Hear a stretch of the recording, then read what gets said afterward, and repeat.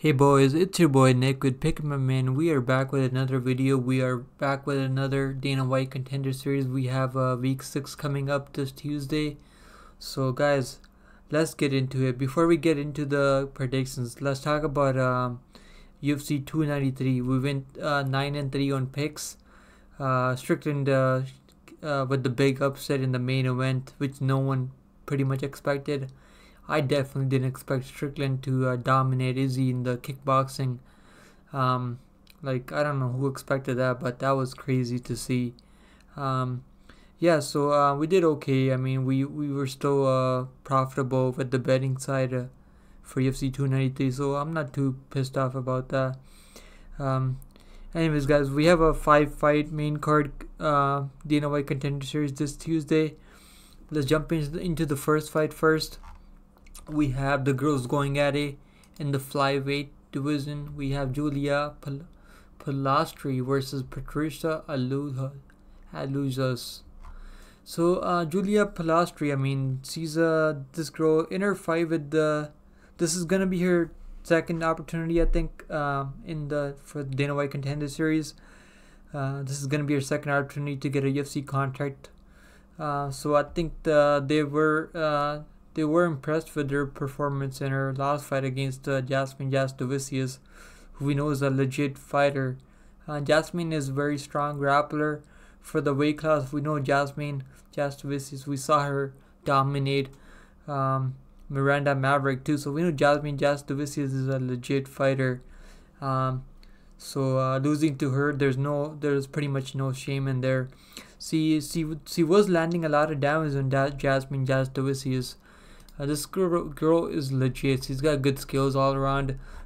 All three losses are to good fighters. Her loss to Malik, who's a 6-2 prospect, still competing in 2023, which is something you want to see.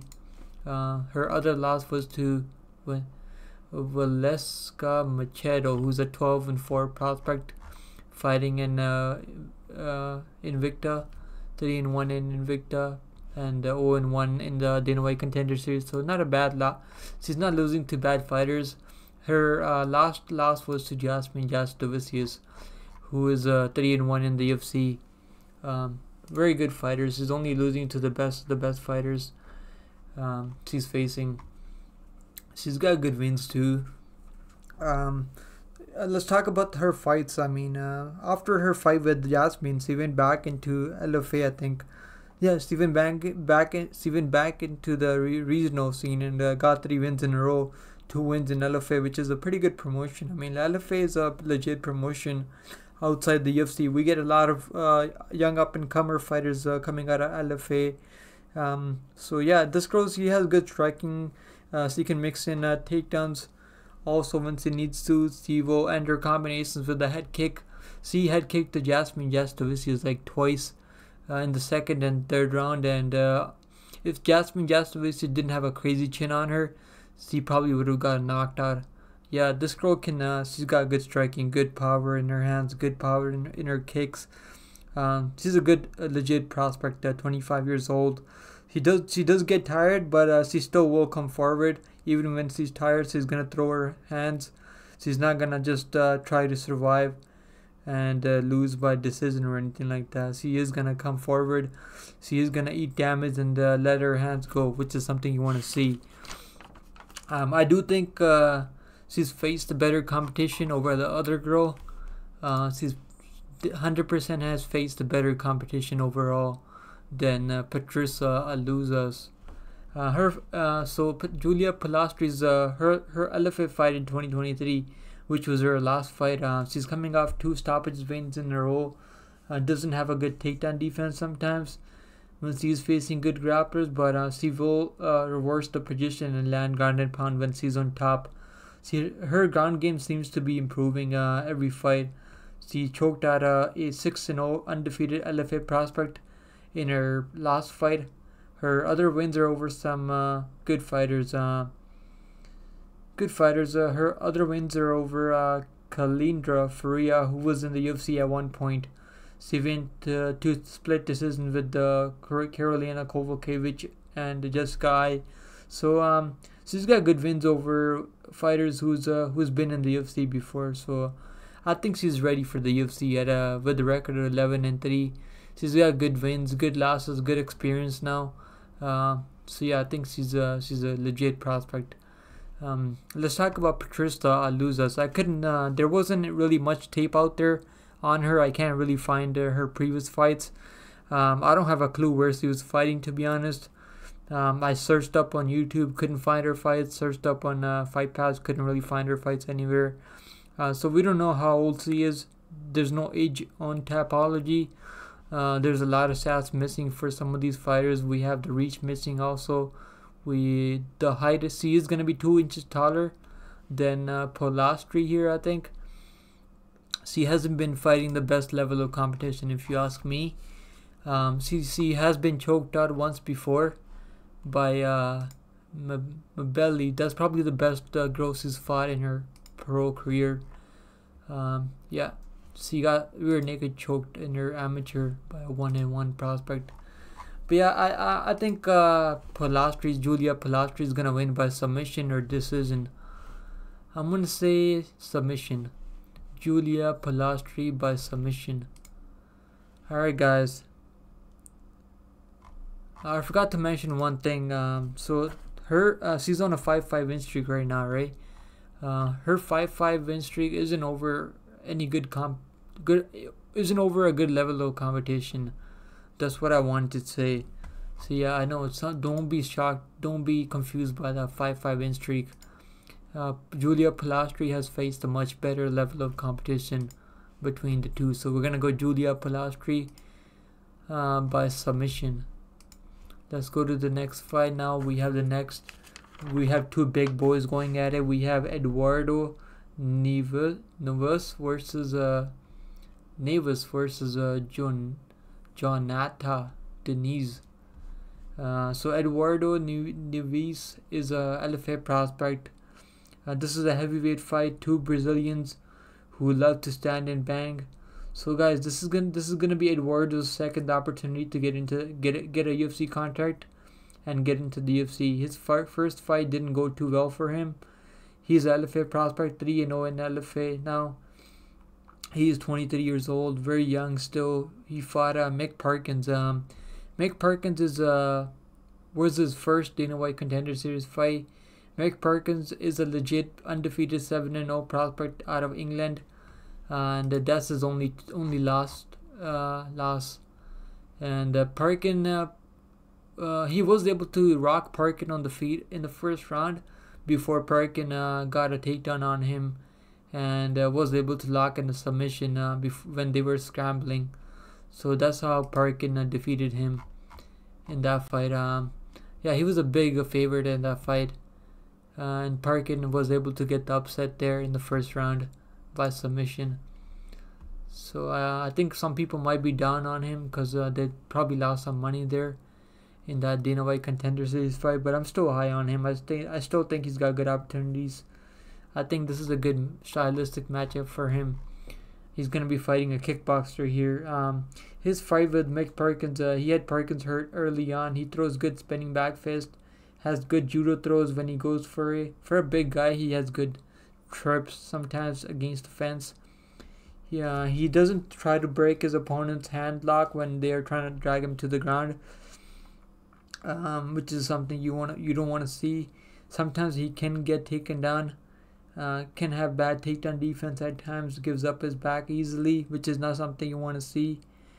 Not good, doesn't have the best submission defense, but I don't think he's gonna have to worry about that in this fight against a kickboxer in Diniz, who's a former glory kickboxer, only 5-0 in MMA. So I do think Eduardo Neves is gonna have a MMA grappling advantage here over the kickboxer, and that's only if he's able to get the takedowns. I'm not sure if he's gonna be able to get the takedowns, to be honest. His fight with his last fight, I think it was against Silva. He knocked out Silva easily, traded in the pocket, wasn't scared to eat a big shot. He has a good chin himself, power in both of his hands. He can knock you out with any hand. All 7 wins by knockout. I don't know if I repeated that earlier. His fight with the Vieira, I mean, he slept Vieira pretty early on, knocked him out pretty easily. His fight with Diego Silva, he showed good takedown defense in that fight, good ground game, showed really good ground and pound, has good cardio. He was able to finish the fight in the third round, I think it was. Yeah, he was able to finish him in the... No, he finished him in the ground in the first round. He was able to finish... yeah, him in the second round, I think it was. So he can still finish fight late. He has pretty good cardio, I'd say. Now let's talk about Jhonata, Diniz. So he is a former Glory kickboxer. He's been competing since 2012 in kickboxing. I think combat experience goes to Diniz for sure. He's been competing in combat sports for over like 10 years. He's 5-0 in MMA, has not fought the best level of competition in MMA. He will probably be the better kickboxer in this fight as long as the fight stays on the feet. I do think Neves' game plan has to be to defend takedowns. And I think Neves' game plan has to be to go for takedowns and finish the fight with a submission or ground and pound. But is he going to be able to get the takedowns? I'm not too sure. Diniz is still very green in his MMA career, but he has been showing that he can defend takedowns. His fight with I couldn't really find a lot of fights, but I seen some fights on YouTube. And against, I think it was Nascimento. Yeah, he was defending good takedowns there. He was able to defend takedowns and let those hands go. And he's got knockout power. He's got good power in both of his hands. He's got the sleep you power, the knockout. He can sleep his opponents with his punches. He's willing to trade big shots in the pocket. He can get wild. He can get cracked himself. Seen him get dropped, but he has a good recovery. He can recover when he's hurt. So that's something you want to see. He has good composure when he gets hurt. So that's something you want to see out of a fighter. Good composer, good recovery ability when he's hurt. His best fight was against a 38-year-old Brazilian who was running at him with his hands low, and he knocked him out pretty easily. He seems to know how to defend takedowns. He does know how to dig underhooks and land good knees in the clinch, good elbows in the clinch. This will be a fun fight, I think. I think this is going to be a stand-up fight as long as Diniz is able to defend the takedowns. I am going to pick Eduardo Neves here, but this is going to be a banger fight, man. I know a lot of people are picking Diniz here, but yeah, I'm going to go with Neves. I think he's going to get it done. He's going to be able to get the takedowns. Yeah, I think a lot of people think he's going to defend the takedowns and knock him out on the feet, and that could happen. But yeah, I'm going to go Neves by ground and pound or submission. I'm going to go ground and pound. Neves by ground and pound. Let's go to the next fight now. We have two bantamweights going at it, guys. Let me look at my notes. Sorry. So we have a Matsumoto versus a Kasey Tanner. So this is a bantamweight fight. This is going to be a banger matchup. We have Matsumoto is a fighter out of Sao Paulo, Brazil, 24 years old, prospect, 13-0, undefeated LFA prospect. Turns out he trains out of that inside Muay Thai gym where we have Ariane Cornelosi, who also fights in the UFC. His fight with Inealdo Silva, I saw him. Santos was much bigger than him in that fight, but he was still able to beat him by decision. I think he beat him by decision. He was like a 9-1 prospect, and Inealdo Santos, yeah, he beat him by unanimous decision. He showed good composure in that fight, good skills. He's skilled everywhere. He's good. He's very well rounded everywhere, on the ground and on the feet. He's very good with his guard. He keeps a good high guard when he's striking. Keeps his hands where they're supposed to be able to defend those body kicks, to be able to defend those high head kicks. Can show bad takedown defense sometimes, can be controlled on the ground. He is willing to go for submissions off his back, which is not something you want to see. He can lose minutes on the fight when he's playing that guard game, which can worry you if you are betting on him. He's also very tough though. He has a good chin, good knees and good elbows in the clinch, good pressure. He has good striking. Will throw his hands and end it with a head kick. He has good cardio too, can go long, and he gets better as the fight goes long, for sure.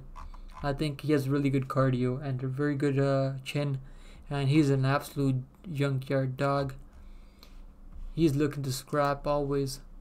Let's talk about Kasey Tanner. So Kasey Tanner is a 31 years old, fighting out of Scottsdale, Arizona. His base is in Kung Fu, so he's a 6-0 MMA prospect. He's had 5 amateur fights, so he's had plenty of MMA experience. He's had a total 11 fights. He has a good win over a some good level competition in the amateurs. In the pro leagues, he hasn't faced the best level of competition, I'd say. He had a fight in LFA over Tristan Lindy, who was 2-3 at the time. He was able to beat him though, so he's pretty well rounded everywhere. I'd say both of these guys are very good, good fighters. I think this fight's gonna go long. Both of them have good finishing ability, but both of them very tough and durable. I do think this fight's gonna go long. I think we're gonna see the digit scorecards here. I am gonna say Matsumoto, probably gonna be the more explosive guy here. Probably gonna have an edge in the grappling, I think. But Tanner, he did have some good level competition fights. He fought in Cage Fury FC, which is a good promotion. Fought in LFA, which is a good promotion. He's got good takedown defense, great sprawls, good back takes also, good ground game, good ground and pound when he's on top, good top control. His fight with in Cage Fury FC versus Calvin Harbo, I mean, he showed good striking in there, good leg kicks there, good hand. He had his hands up all the time. Good high guard, good body lock takedowns, good ground and pound, nasty elbows. He has nasty ground and pound. Can get caught in the submission sometimes, but he has good composure. He won't panic when he's locked in a submission. I don't know who's gonna win this fight, if I'm being honest with you guys, but I'm gonna go with the Matsumoto because he's a much younger prospect at bantamweight. We just don't know how much better Kasey Tanner is gonna get at 31 years old, coming into the UFC at a bantamweight. I'm gonna take the younger guy to win by decision. I'm gonna say Matsumoto unanimous decision on the judges' scorecards. Let's go to the next fight now, guys. Hit the like button, hit the sub button if you guys haven't yet. We're gonna talk about AJ Cunningham versus Steven Nguyen. This is gonna be a featherweight fight. So let's talk about Cunningham. This guy is Cunningham is a 29-year-old. He's 5 feet 10 inches tall. He's had 15 amateur fights and 12 pro fights. So he's had so many MMA fights, around 27 MMA fights in total, so which is absolutely insane. He is 10-2 as a professional. Both two losses are by decision in the pro leagues. He's never been finished in his pro MMA career. But he was finished twice in the amateurs, once by punches and once by submission. His pro 2 losses are to legit guys. Javier Garcia is a 5-2 in LFA, good prospect. Hadley Jr. Is a 1-1 in Bellator, who's a pretty good fighter also. He's fought Scott Giles, who we saw compete in Power Slap. I don't know if you guys watched Power Slap, but Scott Jewell, he competed in Power Slap. I wanted to bring that up because I thought it was a little bit funny. Anyways, guys, that was back in 2020. So he's fought some good level competition. He's had wins over some good competition. He's fought some legit guys. Has a lot of experience and a good chin also. He has a good he is a good striker, I'd say. He has a good takedowns when he needs to. Good top control. Knows what he's doing on the ground. Very patient. Will attack with submissions when he's on the top. His last fight against Jason Mullen, who is a 6-4 guy.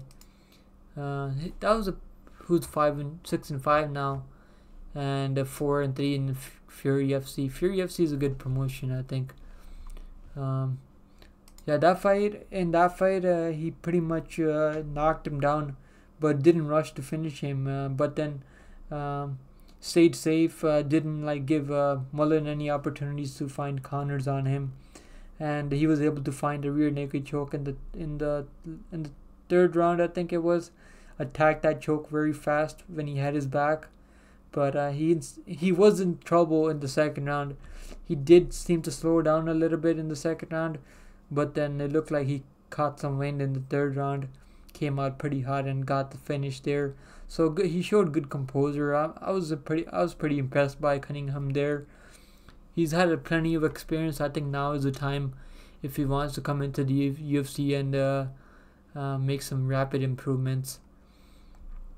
Since 2020, he's had 4 fights, so he's had plenty of cancellations also. He was supposed to fight Fred Freeman and Edward. Let's see. Yeah, I think this is gonna be a good fight. I think this is gonna be a very competitive fight, though.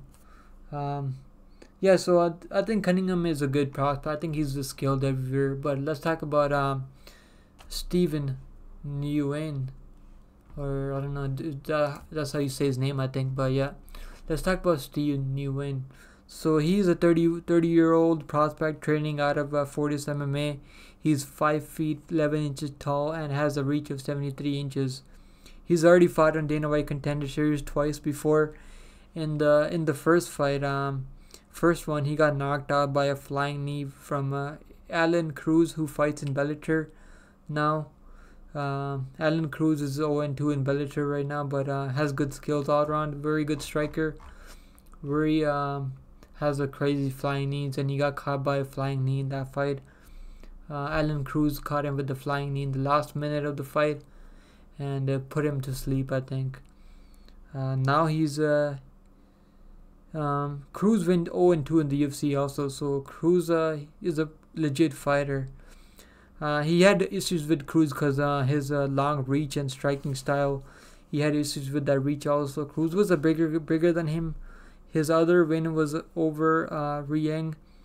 UFC gave him another Dana White Contender Series opportunity, but he wasn't able to finish the Rieng, who was a 5-0 prospect. He won that fight by decision, but Dana wasn't too happy with the fight. Didn't think it was entertaining enough to give him a chance into the UFC, but they're giving him another Dana White Contender Series opportunity to get into the UFC now. He has good boxing, I'd say. He has when he lets his hands go, he's got good speed on his hands, good boxing, good composure. He's willing to trade in the pocket. He has a pretty good chin. You're not gonna put him out with punches. You gotta really throw your knees and flying knees to put him out. He will walk forward. He will put some pressure on his opponents. He's gonna eat some big shots from Cruz on the feet. He definitely has a good chin, I'd say. He put up a good fight against Cruz, though, before he got knocked out in the last minute. That was a very competitive fight. In his last fight against Teo Liang, UFC gave him a smaller guy. I think they were expecting him to finish him, but he couldn't finish the guy. So I think they want to see him get a little bit more experience and finish the fight. Maybe then they will give him a contract. But yeah, this is going to be a good fight. I think this is going to be a good matchup. I am going to go with this is a hard matchup to predict. But I am going to go with... man, this is a tough fight to pick. Who are people picking? Everyone's picking Cunningham. Yeah, I'm going to pick Nguyen. I think he's gonna win this fight. Actually, yeah, he's got good skills, man. Both of them are very good skilled fighters. I do think this fight's gonna go to the scorecards. Man, both of them are very, very tough and durable. This Cunningham doesn't do all too well when the fights go to the scorecards. 3-2 when the fights hit the scorecards. I'm gonna go Steven Nguyen, but I don't know if you guys want to be betting on this fight, guys. Okay, so let's go to the next fight now. We have the main event of the evening. We have James Llontop versus Malik Lewis. And James Llontop is this is gonna be a lightweight matchup.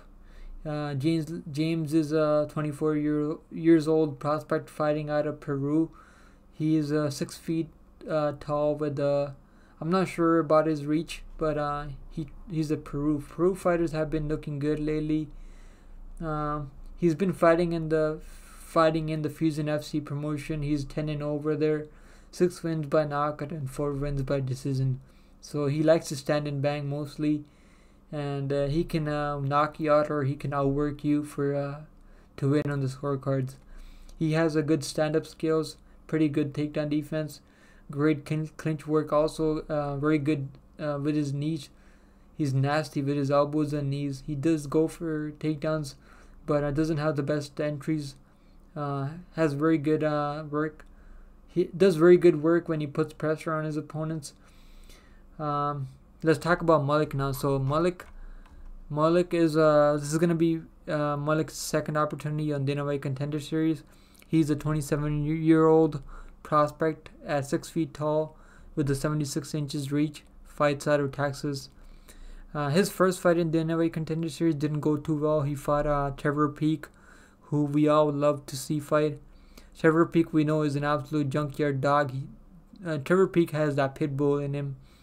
And he had Trevor Peek on chicken legs early on. He had Trevor Peek hurt in the first round. And Malik won that first round against Trevor Peek. But we know Trevor Peek is never out of a fight.